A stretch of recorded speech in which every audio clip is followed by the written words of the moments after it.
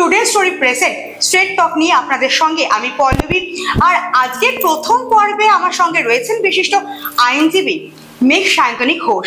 তোমাকে স্বাগত জানাই আমাদের স্ট্রেট টকে। স্ট্রেট টক, সোজা কথা সোজা ভাবে। আর মেঘের বিষয়ে নতুন করে বলার কিছু নেই, কারণ মেঘের যে স্ট্রাগল, তার যে জীবন, আজ যে সফলতার কাহিনী, তা কিন্তু আমরা সকলেই জানি। মেঘ কিন্তু রাজ্যের প্রথম রূপান্তরকামী আইনজীবী, তার সঙ্গে একজন শিল্পী, একজন সমাজসেবী, আরো নানা কর্মকাণ্ড রয়েছে। তার সঙ্গে আজ কথা হবে স্ট্রেট টকে, সোজা কথা সোজা ভাবে। দিদি, তোমাকে যে বিষয়টা নিয়ে প্রথমে যাব, যে সম্প্রতি দেখলাম আমরা কসবা ল কলেজে যে ঘটনাটা ঘটলো, একটা আইনের কলেজ, আইনের ছাত্রী, আইন পড়তে গিয়ে যারা করলো তারাও কিন্তু আইনেরই ছাত্র। তুমি তো একজন লয়ার, তুমি হাজরা ল কলেজের ছাত্র ছিলে।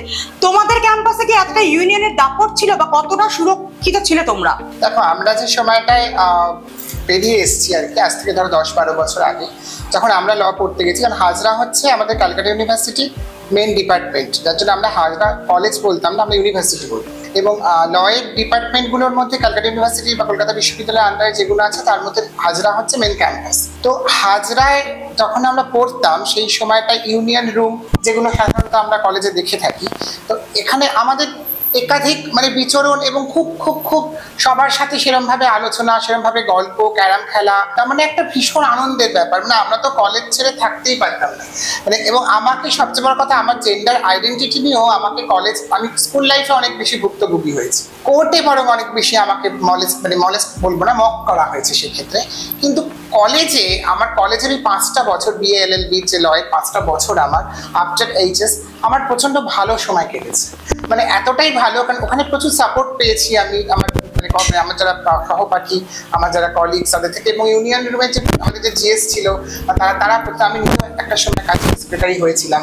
তো যেহেতু আমি নাচ করতাম সেই সময় থেকে, এবং এত ভালো, এবং যেহেতু কোয়েট কলেজ, ছোটবেলা থেকে আমি কোয়েট স্কুলেও পড়েছি, ওই ব্যাপারগুলো বিশেষ করে আমাদের মতো এরকম ধরনের এই ট্রান্সজেন্ডার বা এই জেন্ডার আইডেন্টিটি নিয়ে যাদের সমস্যা, বা জেন্ডার আইডেন্টিটি নিয়ে যাদের সবসময় একটা সমস্যার মধ্যে থাকতে হয়, বা সমাজের মধ্যে তাদেরকে একটা প্রান্তিকভাবে তাদেরকে আলাদা করে আইডেন্টিফাই করা হয়, আমাদেরও সেভাবে কোনো সমস্যা হয়নি। কিন্তু যত দিন যাচ্ছে তত প্রতিনিয়তই কোথাও না কোথাও আমরা এই খবরগুলো দেখতে পাচ্ছি। এবং আমার সবচেয়ে বড় কথা, আমি খুব মর্মাহত এ জায়গা থেকে, যে আমি ওইটা হওয়ার পর আমি 2-3 দিন কোনো ফেসবুকে বা সোশ্যাল মিডিয়ায় কোনো পোস্ট করতে পারিনি।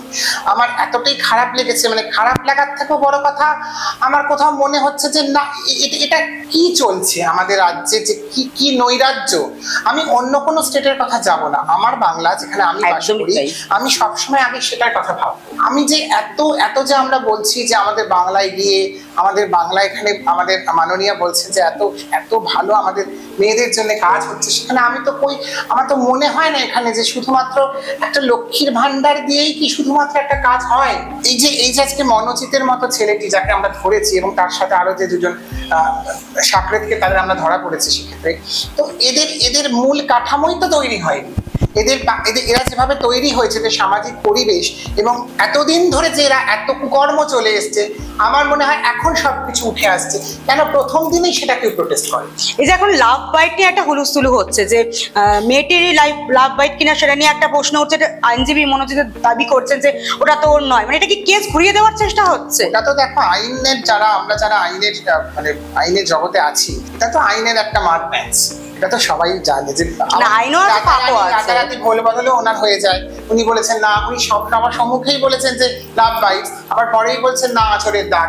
তো এই কথাগুলোর মধ্যে তো অসামঞ্জস্য। এটা তো সাধারণ মানুষ তো এত বোকা না, বা ঘাসে মুখ দিয়ে চলে না, তারা তো বুঝতেই পারবে। এবং সবচেয়ে বড় কথা, আমার মনে হয় এই যে ইউনিয়ন রুমটা গতকাল যে হাইকোর্ট বা পরশু যে নির্দেশটা দিল ইউনিয়ন রুম বন্ধ করে দেওয়া, এটা খুব, আমার মনে হয় অনেক আগেই বন্ধ করে দেওয়া উচিত ছিল। ইউনিয়ন রুমগুলো তো বেশিরভাগ এখনকার যে ইউনিয়ন রুমগুলো, সেখানে তো দাদাগিরি চলে। যখন ভোট হচ্ছে না আমার ছাত্র সংসদে, সেখানে হচ্ছে না, এবং ভোটটা হবে না কেন?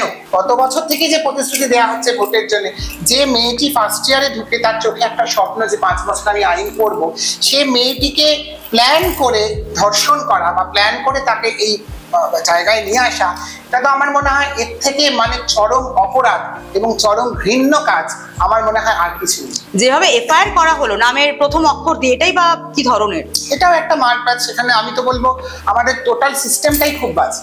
সেখানে পুলিশ থেকে শুরু করে সবটাই এখন খুব করাপ্টেড।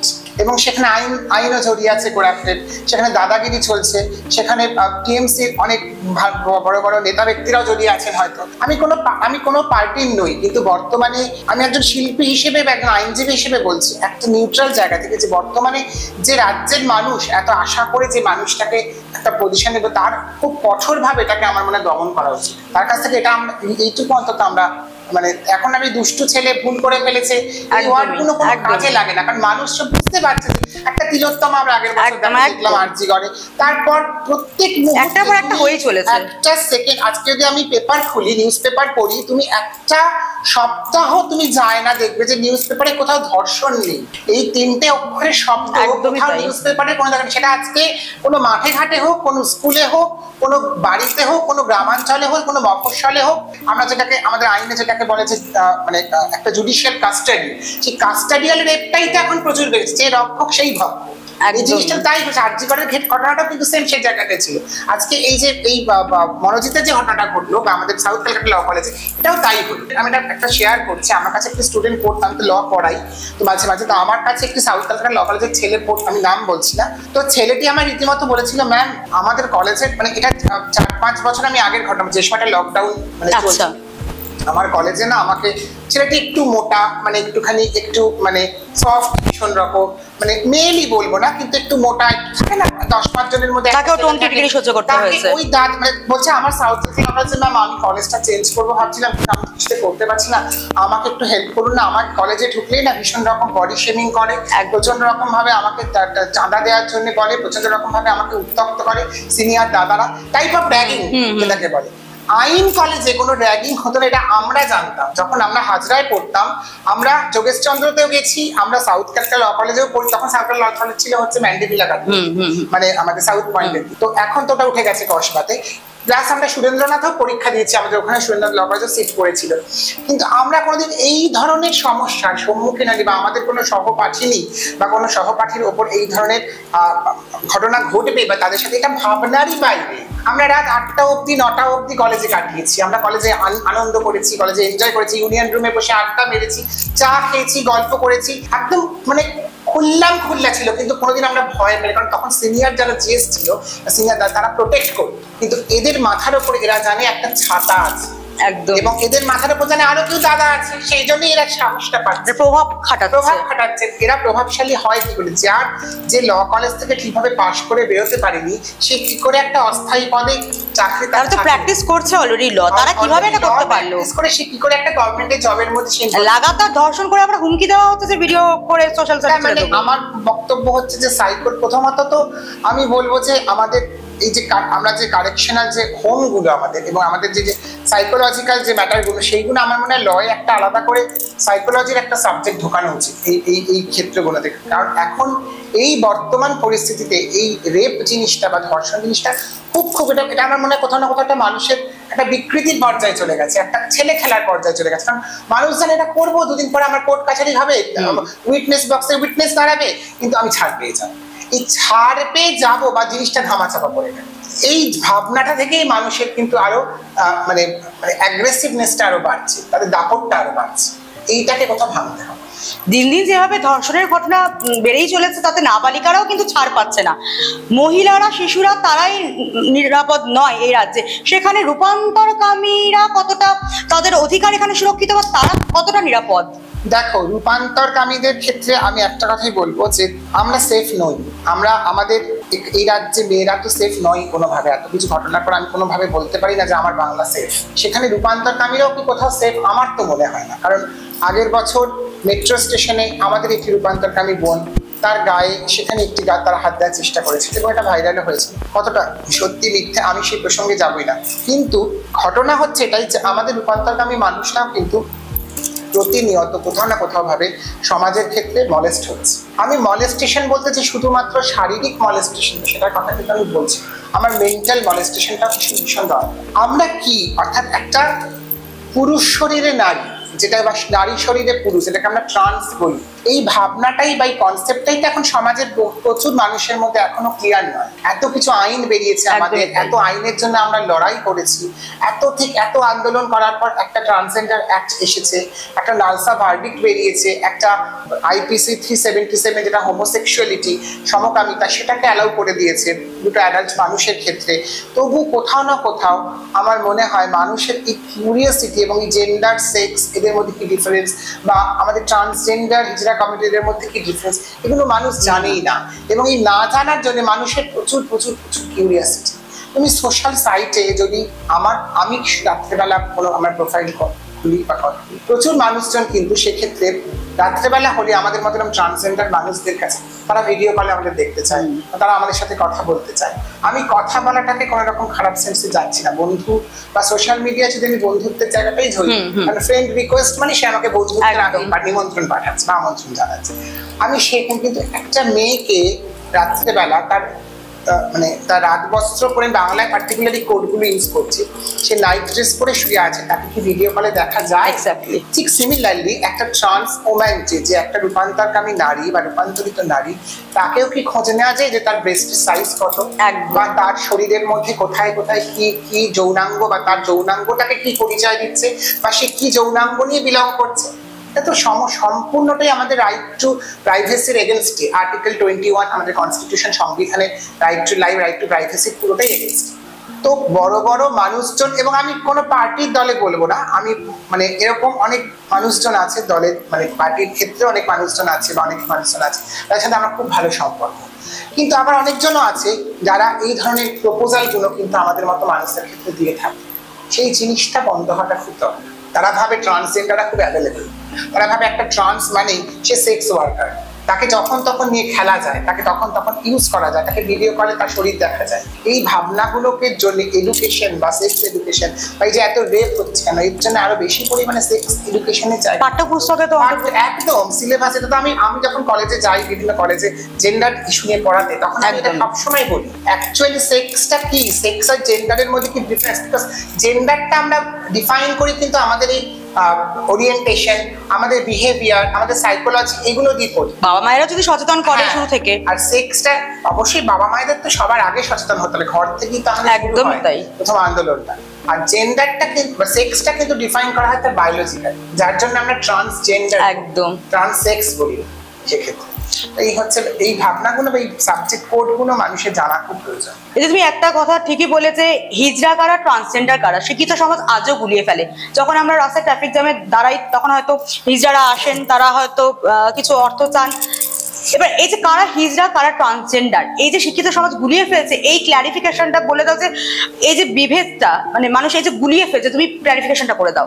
দেখো, হিজড়া কথাটা হচ্ছে একটা খুব সুন্দর ওয়ার্ড, যেটা হিজের থেকে এসেছে, যার অর্থ হলো বিটুইন ডন অ্যান্ড ডাস্ক, যেটাকে আমরা বাকি বাংলায় বলি ঠিক সূর্য ডোবার ঠিক কিছুটা পরে যে আলোটা গোধূলি, এটা একটা আরবিয়ান ওয়ার্ড। তো কিন্তু সমাজ এটার উপরে একটা তকমা চাপিয়ে দিচ্ছে যে দেখো সমাজে তাকে পুশ করছে, কিন্তু এটা ওয়ার্ডটা খুব সুন্দর। অ্যাকচুয়ালি হিজড়া বলে কিছু হয় না, হিজড়া একটা বৃত্তি, একটা প্রফেশন। যেরকম প্রস্টিটিউশন একটা প্রফেশন, এটা আমি আরো অনেক অন্যান্য ব্লগেও বলেছি, অনেক সময় মানুষ জানে যে প্রফেশন যেরকম আমরা করি, হিজড়া বৃত্তিটাকে নিয়ে মানুষ কাজ করে। যারা করছে তারা থার্ড জেন্ডার বা তৃতীয় লিঙ্গ সম্প্রদায়ের মানুষজন, তারা যে পেশাটাকে বেছে নিচ্ছে সেটা হচ্ছে হিজড়া পেশা। যেরকম প্রস্টিটিউশন একটা পেশা, হিজড়াটা সেরকম একটা পেশা। এবারে হিজড়ার প্রকৃত অর্থ যেটাকে আমরা ধরি সেটা হচ্ছে ইন্টারসেক্স। ইন্টারসেক্স বলতে কি বোঝায়, যদি আমি আমাদের আইন অনুযায়ী বলি, ট্রান্সজেন্ডার অ্যাক্ট যেটা 2019-এ এসছে, সেখানে ইন্টারসেক্সের একটা ডেফিনেশন দিয়ে দিয়েছে। ইন্টারসেক্স মানে হচ্ছে বায়োলজিক্যালি আমার এক্সট্রা ক্রোমোজোম থাকছে শরীরে, বা আমার যৌনাঙ্গের সাথে আমার কোনো এক্সটার্নাল যৌনাঙ্গ বা জেনিটেলিয়া থাকছে, তখন আমি তাকে ইন্টারসেক্স বলতে পারি। যেখানে নারী পুরুষ দুটোই সম্মিলিতভাবে, বা যে জেনিটেলিয়াটা এক্সট্রা, যে সে জন্ম নিচ্ছে একটা জেনিটেলিয়া নিয়ে, তার সঙ্গে একটা এক্সট্রা তার জেনিটেলিয়ান পোর্শন থাকছে, যেটাকে আমরা হিজড়া বলে বা ইন্টারসেক্স বলে চিহ্নিত করি।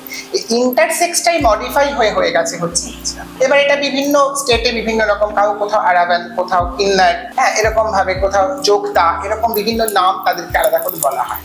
ওয়েস্ট বেঙ্গলে যেরকম হিজড়া হিসেবে তারা পরিচিত। ট্রান্সজেন্ডারদেরও মানুষ এখন হিজড়া, ট্রান্সজেন্ডারটার মধ্যে কিন্তু হিজড়া পড়ছে না, হিজড়া একটা বৃত্তি। একদম। অনেক ট্রান্সজেন্ডার তাদের বের করে দিচ্ছে, তাদের বাড়ি থেকে মেনে নিচ্ছে না, তাদের পারিপার্শ্বিক সমস্যার জন্য তাদের তো কোথাও না কোথাও পেট চালিয়ে খেতে হবে। আমাদের রাজ্যে তো একই সাধারণ মানুষেরই নিয়ে নেই। এই তো আমরা এসএসসি বা আমাদের এই পরীক্ষার যে এত সমস্যা নিয়ে প্রত্যেকদিন আমরা আন্দোলন দেখছি। আমাদের তো চাকরির যেখানে কোনো রকম একটা সুরাহা নেই, বা চাকরি করতে গেলে এখনো সমস্যা ভাবতে হচ্ছে ভীষণ রকম ভাবে আমাদের প্রত্যেকটা মানুষজনকে, সেই রাজ্যে ট্রান্সজেন্ডার বা রূপান্তরকামীরা তারা কি এক্সপেক্ট করবে? তাদের তো খেয়ে পড়ে বাঁচতে হবে। দাদা আমরা একটা জিনিস আমরা সবাই চাই যে রুটি কাপড়া মাকান, যে আমাদের মাথার তলে একটা ছাদ থাকে।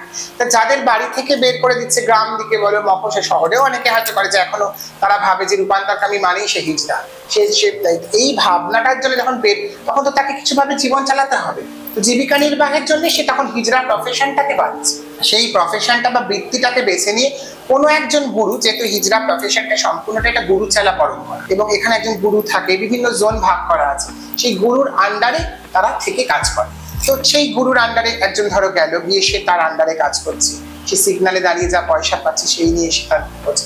তো এটা একটা রিচুয়ালস বা এটা একটা প্রথা চলে আসছে, একটা ট্র্যাডিশন চলে আসছে সেক্ষেত্রে। কিন্তু এটার জন্য দায়ী কিন্তু ভীষণ রকম ভাবে সরকার এবং সমাজ। কারণ যতক্ষণ না পর্যন্ত জীবিকা নির্বাহটা, জীবিকার জায়গাটা স্ট্রং হচ্ছে, বা পড়াশোনার জায়গাটা তাদের জন্য আলাদা করে একটা পড়াশোনার জায়গা স্ট্রং হচ্ছে, ততক্ষণ পর্যন্ত কিন্তু এই ধরনের এই জীবিকা এটা বরাবর চলতেই থাকে। এবং সবচেয়ে বড় কথা দেখো, পলিটিক্স প্রচুর আছে আমাদের ট্রান্সজেন্ডার কমিউনিটি বলো, বা এই যে আমাদের রাজনৈতিক দল বলো, চারদিকে বলো, সবকিছুর ভেতরেই পলিটিক্স আছে। কিন্তু সেখান থেকে নিজেকে তৈরি করার জন্য, নিজের পায়ের তলায় জায়গা করার জন্য নিজেকেই ঘুরে দাঁড়াতে হবে, নিজেকেই সেই প্রতিবাদটা করতে হবে। তুমি তোমার লড়াইয়ে তোমার পরিবারকে কতটা পাশে পেয়েছো? আমি খুব পাশে পেয়েছি। আমি খুব গ্রেটফুল যে আমার বাবা মায়ের মতো মানুষজন আমার পরিবারের পাশে ছিল বলে আজকে আমি একটা পেরেছি। আমার মা বাবা কোনোদিন আমাকে শেখায়নি যে না তুমি অন্য কোনো হিজড়া কমিউনিটিকে দেখে ছোট করো। আমি নিজে একজন ট্রান্স ওম্যান হয়েও আমি এখনো অবধি, আমি যখন রাস্তাঘাটে বেরোই আমি চেষ্টা করি ওদের পাশে থাকার। আমার যখন অনুষ্ঠান করি, আমার নাচের একটা দল আছে আমার লয়ের পাশাপাশি, আমি যখন সেটাও করি তখন আমি চেষ্টা করি আমার নাচের দলে যারা ট্রান্সজেন্ডার আছে, প্লাস বাইরের যারা ট্রান্সজেন্ডার, তাদেরকে নিয়ে কাজটা করা। আমি ঋতুপর্ণ ঘোষকে, আমাদের কুফিন্ডার, তাকে আমি ডেডিকেট করে প্রত্যেক বছর একটা অনুষ্ঠান করি, ঋতু উৎসব। তো সেখানেও আমি প্রচুর ট্রান্সজেন্ডার বন্ধু বান্ধব, আমার কমিউনিটির যেসব ভাই বোনেরা, তাদের জন্য আমি ডাকি, তাদেরকে পাশে নিয়ে আমি চলতে চেষ্টা করি। কারণ এখানে কোনো প্ল্যাটফর্ম নেই, তো ভালো কোয়ালিটির দাম নেই। এখানে মানুষ যে একটা পড়াশোনা জানে না, 8 পাস, সেই মহিলা বিডিও হয়ে বসে আছে গ্রামের দিকে। একদম এটা তো আমাদের হাইকোর্টে তো মাঝখানে অমৃতা সিনহা এরকম ঘটনা ইউটিউবে, পঞ্চায়েতে কাজ করছেন, হয়তো পড়াশোনাই নেই, একদমই তাই। তাকে তুমি ট্রাস্ট করবে। দেখা যাচ্ছে তার এরিয়ার যে মানুষজন তারা তার থেকে বেশি শিক্ষিত, সে যদি শিক্ষিত না হয় সে কি করে তার সার্টিফিকেটও দিচ্ছে, সে একদম কি করে এই যে ভাওতাবাজি গুলো এগুলো হচ্ছে কি? হ্যাঁ, তো এই জিনিসগুলো আমার মনে হয় অবিলম্বে বন্ধ হওয়া উচিত। মানুষের মানে এই ধরনের পশুত্ব যাদের ভেতরে থাকে, এই যে রেপের মতো ঘটনা ঘটাচ্ছে যারা, এই ধরনের কি খুব তাড়াতাড়ি সমাজ থেকে ছাঁটা উচিত। এবং আমি ক্যাপিটাল পানিশমেন্টে একটা সময় বিশ্বাস করতাম না, কিন্তু এখন তো আমার মনে হয় ক্যাপিটাল পানিশমেন্ট ছাড়া এদের আর কোনো উপায় নেই। ক্যাপিটাল পানিশমেন্ট হয়তো দিলে আরো 5টা লোক গজাবে, কিন্তু আমি গান্ধীবাদী সিরিয়াসলি আর বিশ্বাস রাখতে পারি না এখনকার যে সমাজের যা অবস্থা আমাদের। দেখতে দেখতে আরো একটা নির্বাচন সামনে চলে আসছে, আর নির্বাচন মানে যে প্রত্যেকটা রাজনৈতিক দলই ভুরি ভুরি প্রতিশ্রুতি দেয় স্পেশাল চাইল্ড বা ট্রান্সজেন্ডারদের জন্য, এটা করব ওটা করব, অনেক মুখ রেখে অনেক ইস্তারে অনেক কথা বলা থাকে।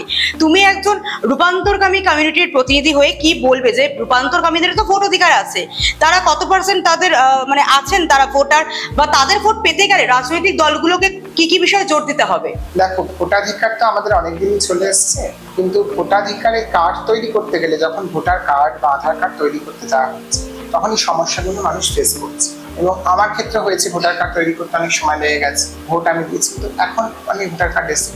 সবচেয়ে যেটা দরকার, আমাদের ওয়েস্ট বেঙ্গলে কতজন ট্রান্সজেন্ডার মানুষজন বিলং করছে, সমীক্ষাটা বড় সমীক্ষা হওয়া দরকার। সেটা আদৌ হয়েছে কিনা আমার মনে হয়। এবং ট্রান্সজেন্ডার যে বোর্ডটা তৈরি হয়েছে, সেই বোর্ড সঠিকভাবে কোনো কাজ করছে না। বোর্ডের কাজটা ভীষণভাবে দরকার। মানে আমি বোর্ডে যিনি আছেন, আমাদের মাননীয় নেত্রী, আমাদের ট্রান্সজেন্ডার কমিটি মানবী বন্দ্যোপাধ্যায়, শশী পাজা ম্যাডাম, ওনাকে আমি খুব রেসপেক্ট করি। উনি মহিলার সমিতি আছে, আমার অনুষ্ঠানে উনি এসেছেন, এবং তো আমি ওনাকে অনেকবার বলেছি ম্যাডাম একটু দেখবেন। আবার মানবী বন্দ্যোপাধ্যায় যিনি আছেন, আমাদের ট্রান্সজেন্ডার কমিটির একটা খুব বড় মুখ, একজন প্রথম কলেজের অধ্যক্ষা উনি, এখন মানে রিটায়ার করেছেন, কিন্তু উনি ওনার যে ডিগ্রি, ওনার যা মানে ভালো কথাবার্তা, কিন্তু এইসব মানুষগুলো যখনই এই জায়গাটা চলে যাচ্ছে তখন তাদের কাজের অন্যদের যে কাজের সুযোগ করে দেয়া, সেটা আমার মনে হয় একটুখানি কোথাও না কোথাও ঘাটতি হচ্ছে। তো আমার মনে হয় যে এটা আমাদের যিনি মন্ত্রী আছেন আমাদের এই ট্রান্সজেন্ডার বোর্ডের যারা আছেন, তাদের একটু দেখা উচিত ট্রান্সজেন্ডার কমিউনিটির কোথায় কোথায় ল্যাক আছে, কোথায় কোথায় আমাদের জন্য এখনো অব্দি জীবিকার জায়গাটা স্ট্রং নয়, এখনো অব্দি একটা ট্রান্সজেন্ডারদের জন্য মাসিক মানে ভাতা, যেটা সেই ভাতার ক্ষেত্রে অনেক ক্ষেত্রে মহিলারা অনেক কিছু পাচ্ছেন, কিন্তু ট্রান্সজেন্ডারদের অনেক ক্ষেত্রে অনেক সমস্যা হচ্ছে। এর মধ্যে আমি একটা ভালো কথা বলবো যে লক্ষ্মীর ভান্ডারের যেটা, সেটা মাঝখানে আমি দেখেছিলাম একবার যে ট্রান্সজেন্ডারদের জন্য দেওয়া হবে, তো সেটা আমি বলবো খুব ভালো একটা পদক্ষেপ। সেরকম ভাবেই আবার স্বাস্থ্য সাথীর ক্ষেত্রে ট্রান্সজেন্ডারদের কোথাও ইনক্লুড করা হয়েছে, এটা খুব ভালো পদক্ষেপ। আমাদের সেন্ট্রাল গভর্নমেন্ট কিন্তু অলরেডি আইনে এবং যে রুলসটা এসছে 2020-তে, সেখানে কিন্তু অলরেডি বলেই দিয়েছে, প্রত্যেকটা স্টেটকে নির্দেশ দেওয়াই আছে যে ইনক্লুসিভনেস, অর্থাৎ একত্রীকরণ, অর্থাৎ সবাইকে একসাথে নিয়ে কাজ করা এবং ট্রান্সজেন্ডারদের সেই জায়গাটাকে পাইয়ে দেওয়া। এবং সেন্ট্রাল গভর্নমেন্ট একটা স্মাইল বলে একটা তোমার করেছে, তোমরা সবাই গুগল সার্চ করলেই পাবে, স্মাইল বলে ওরা একটা প্রজেক্ট করছে সেন্ট্রাল গভর্নমেন্ট, যেখানে 365 ক্রোড়ের মতো সেন্ট্রাল গভর্নমেন্ট অ্যালট করেছে। সেখানে ট্রান্সজেন্ডাররা যে ভিক্ষা চায় রাস্তা সিগনালে, এটাও একটা প্রফেশনাল ওয়েতে যায়, মানে ইটস আ প্রফেশন, সেই প্রফেশনটাও যেন প্রফেশনাল ওয়েতে তারা করতে পারে, তারা যেন শিখে, এবং সেখানেও যেন কোনো রকম ফাঁক ফোকর না থাকে, সেখানে কোনো রকম তাদের হিউমিলিয়েট বা মলেস্ট হতে না হয়। সেক্ষেত্রে এই জায়গাগুলো আমার মনে হয় আরো বেশি করে রাজ্যগুলোতে খুব দরকার, আমাদের রাজ্যতে তো দরকারি, অন্যান্য রাজ্যগুলো সেক্ষেত্রে খুব দরকার। যেগুলো বলা হচ্ছে যে দেওয়া হবে, লক্ষ্মীর ভান্ডার দেওয়া হবে, দেওয়া হচ্ছে কি? দেখো, এই লক্ষ্মীর ভান্ডার দেওয়া হবে, লক্ষ্মীর বাড়ি দেওয়া হচ্ছে, হয়তো কিছু গ্রামের দিকের মানুষজন পাচ্ছে, কিন্তু এতে করে কি হয়, এতে করে মানুষের চাহিদা বাড়ছে, লোক বাড়ছে। আসল যে জায়গাটা আমার গোড়াঘাটে যে গন্ডগোল, সেই জায়গাটা কি, এই যে আজকে ধরো এই কসবা কাণ্ডে ধরো যে ছেলেটি ধরা পড়লো, এই ছেলেটি কি 10 বছর আগে বা তার 10 বছর আগে তার চারিত্রিক বৈশিষ্ট্য কেমন, তার পারিপার্শ্বিক, সে কার নেতৃত্বে বা কার সাহচর্যে সে এই এত বড় কাজটা ঘটানোর সাহস পেয়েছে? সে কিন্তু আরজি করার সময় পোস্ট করেছে যে ধর্ষকের ফাঁসি চাই, সেই আবার এই কাণ্ডটা ঘটাচ্ছে। একদম, তাহলে তো সর্ষের মধ্যে গুড়। তাহলে তুমি কিভাবে সবটাই লোক দেখানো, সবটাই লোক দেখানো।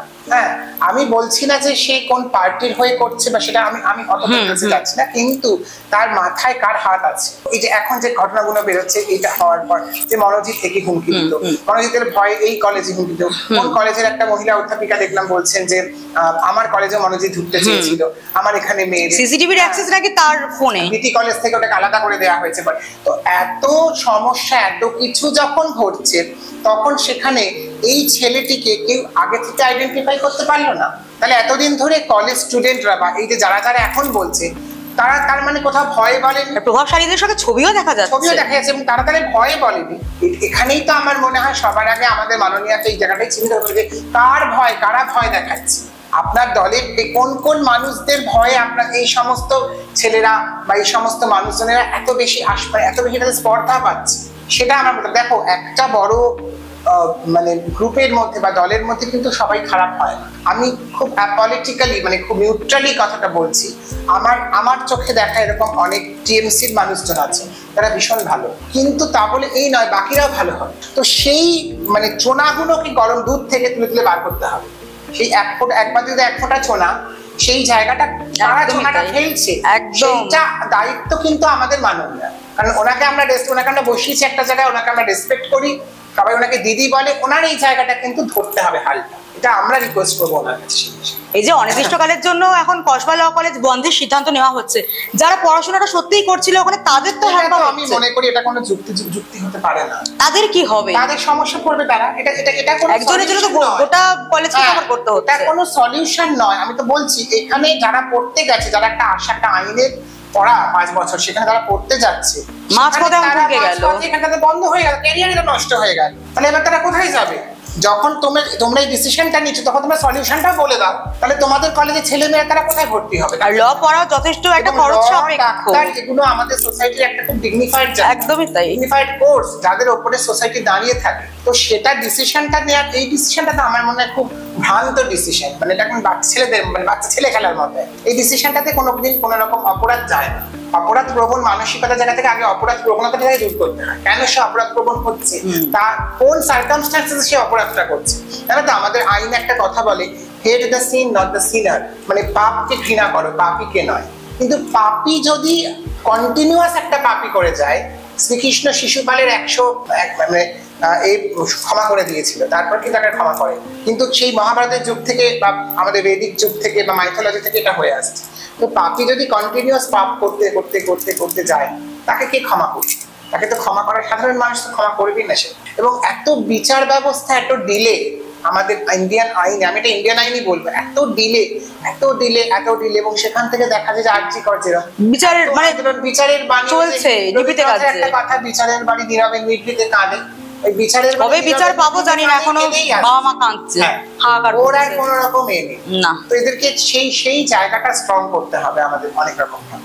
এই যে ট্রান্সজেন্ডারদের অধিকার নিয়ে কথা বলছিলাম, এখন ট্রান্সজেন্ডারদের জন্য কিন্তু আলাদা কোনো টয়লেটও চোখে পড়ে না। আমরা মাল্টিকমপ্লেক্সে যাই কি শপিং মলে যাই, এমনকি পে ইউজ পর্যন্ত তো আমাদের জন্য নেই। তো দেখো, ট্রান্সজেন্ডারদের জন্য টয়লেট মাঝখানে হয়েছিল, আমি হয়নি বলবো না। আমাদের সোনারপুরেই শোভন বলে একটি ছেলে, ও শ্রমিক, খুব ভালো, ও স্যানিটারি প্যাডস নিয়ে এখন কাজ করছে সামাজিক দিকে। তো শোভন আমার ভাইয়ের মতো, ও এই উদ্যোগটা নিয়েছিল ওখানকার কাউন্সিলরকে বলে, কিন্তু তারপর সেটা ধামাচাপা করেছে। তো এখন দেখতে হবে যে এই যে মানুষজন যে কাজ করছে, মানুষজন যে এত মানে সমাজ সংরক্ষণ, এত সমাজের সামাজিকতার কথা, সামাজিক কাজ করে, যারা কাজকর্মের কথা যারা বলছে, তাদের এগিয়ে আসতে হবে এটার জন্য। আমি বলবো যারা যত এনজিও আছে বা তাদেরকে একটু ইনিশিয়েটিভ নিতে হবে, বিকজ এটা খুব বড় একটা হাইজেনিক ইস্যু যে ট্রান্সজেন্ডার ওয়াশরুম।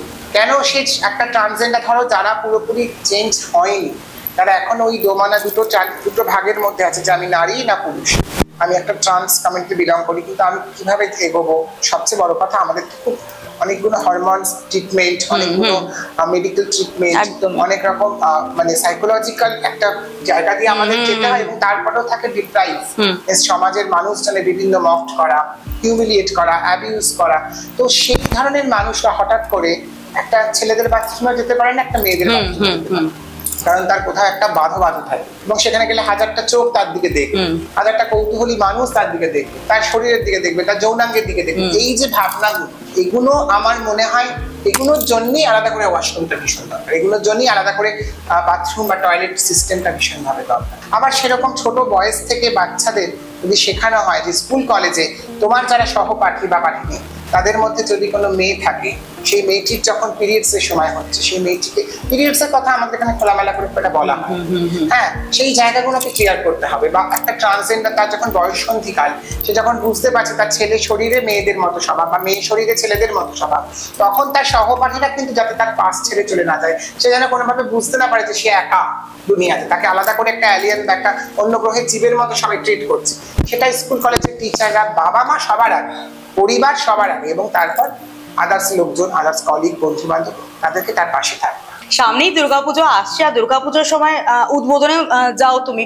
এবার এই যে যখন দুর্গাপুজোর সময় মনে পড়ে যে একজন রূপান্তর কর্মীদের দিয়ে উদ্বোধন করাবো, এখন আমি এটা ইন্টারাপ্ট করলাম যে এখন উদ্বোধনে যাই না, কারণ প্রথম খুব যেতাম আমি, তারপর আমাকে দু একবার বলেছিল আমি যাই না, কারণ এরা সারা বছর উদ্বোধনই ডাকে, সারা বছর আর রূপান্তরকামীদের কোনো এদের, আমি এই জায়গাতেই আসছিলাম যে সারা বছর কি তোমরা কোনো হেল্প বা কোনো তোমাদের কথা মনে পড়ে তাদের? খুব একটা মনে পড়ে না, খুব রেয়ার কয়েকজন হাতে গোনা কিছু মানুষ, মানে শুধু হাইলাইট হওয়ার জন্য একজনকে নিয়ে রোল মডেল করে দিলাম। পুরো ট্রান্সজেন্ডার কমিউনিটি যারা আছে, আমরা সবাই এই একমতই, সবাই বলবে আমার সাথে যে সারা বছর এমপ্যাথিটা সারা বছর দেখাও, সমানুভূতিটা সারা বছর রাখো। একদম, একটা দিনের জন্য তোমাকে রূপান্তরকামী বলে হাইলাইট করার দরকার নেই, বা একটা অনুষ্ঠানে থেকে তোমাকে সম্বর্ধনা দিয়ে তোমাকে করার দরকার নেই। আগে তার কাজের জায়গাটা আগে স্ট্রং হোক সমাজে।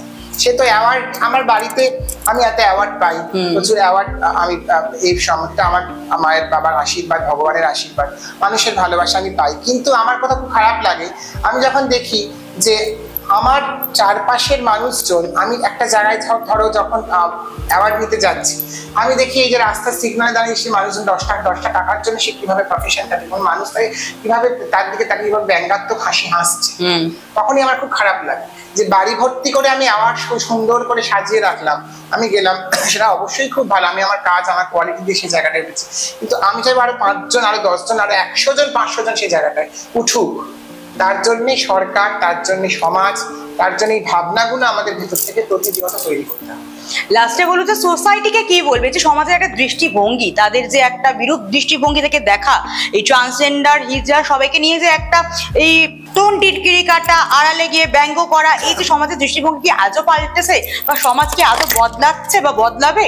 দেখো, আমরা যে সময়টা বড় হয়েছিলাম সেই সময়টা সমাজ সত্যি কথা বলতে খুব খারাপ ছিল। মানে আমরা খুব ভাবে মকড হয়েছি স্কুল লাইফে, কলেজে উঠে তুলনামূলক একদমই কম। কিন্তু আবার যখন ল পাশ করে পড়তে গেছি, মানে প্র্যাকটিস করতে গেছি, তখন আলিপুরেও আমাকে মকড হতে হয়েছে, যার জন্য কিছু বছর আমি ল ছেড়ে দিয়েছি। আমি নাচের দিকে প্রফেশনে এসেছি, আবার ল মাস্টার্স কমপ্লিট করেছি। তো আমার মনে হয় এখনকার যে জেনারেশনটা যারা উঠছে তাদেরকে ল বোঝাতে হয়। তারা ল নিয়ে বোঝাতে, হাতের সামনে কম্পিউটার, হাতের সামনে অ্যান্ড্রয়েড ফোন, তারা গুগল সার্চ করলেই দুনিয়ার যত খবর তারা দেখতে পাচ্ছে। তার সেটা যেরকম খারাপ, সেটা যেরকম ভালো আবার খারাপ। তো সেখান থেকে ট্রান্সজেন্ডার সাবজেক্টটা সবাইকে এখন অত বেশি বোঝাতে হয়। মানুষ জানে, কিন্তু জানার পর তারা কতটা সমানুভূতি নিয়ে সেই জায়গাটাতে এগোচ্ছে সেটাই হচ্ছে। তার জন্য আমার মনে হয় এই যে বিভিন্ন জায়গায় যে বিভিন্ন যে প্রোগ্রামসগুলো, বিভিন্ন যে অ্যাওয়ারনেস প্রোগ্রাম, সচেতনতামূলক প্রোগ্রাম, সেইগুলো বিভিন্ন স্কুল কলেজে, বিভিন্ন মফস্বল এরিয়া, বিভিন্ন আরবান সেক্টরগুলোতে এগুলো করা উচিত। আর প্রত্যেকটা মানুষকে আমি এটাই বলবো যে এসি ঘরে শুয়ে আরাম করে ঘুমিয়ে বাইরে থেকে অনেক কিছু বলা যায়। বাইরে বেরিয়ে দেখুন রাস্তাঘাটে প্রচুর ময়লা, ধুলো, বালি, সেটার মধ্যে দিয়ে কিন্তু আমাদের চলতে হয়। তাই সিম্প্যাথি নয়, এমপ্যাথি দিয়ে মানুষের পাশে থাকুন, আমাদের পাশে থাকুন, সবার পাশে থাকুন। আর এই ছেলে মেয়ে ট্রান্স এইগুলোর বাইরে বেরিয়ে একটাই আমাদের পরিচয় হবে, উই অল আর হিউম্যান। একদমই তাই। আইডেন্টিটি এইচটাকে যদি, এটা কিন্তু রাষ্ট্রসংঘ বা যদি ইন্টারন্যাশনাল ল আমি দেখি, এটা কিন্তু অনেক আগেই সেখানে বলা হয়ে গেছে। এই এইচ ভাবনাটাকে নিয়ে যদি যখন মানুষ চলতে পারবে, তখন আর এই ধর্ষণ বলো, এই রেপ বলো, এই মলেস্টেশন বলো, এগুলো আর সমাজের ক্ষেত্রে খুব একটা ঘটবে। মানুষ সেটা আসতে অনেক দেরি আমার মনে হয়, কারণ সেগুলোর জন্য মানুষকেই সেই জায়গা থেকে নিজেকে তৈরি করতে হবে সেখানে। কিন্তু সেই জায়গাটা তাড়াতাড়ি আসুক সেটাই কাম্য। আজকে স্ট্রেট টকে কিন্তু একটা বিষয় বারবার উঠে আসছে যে সচেতনতা।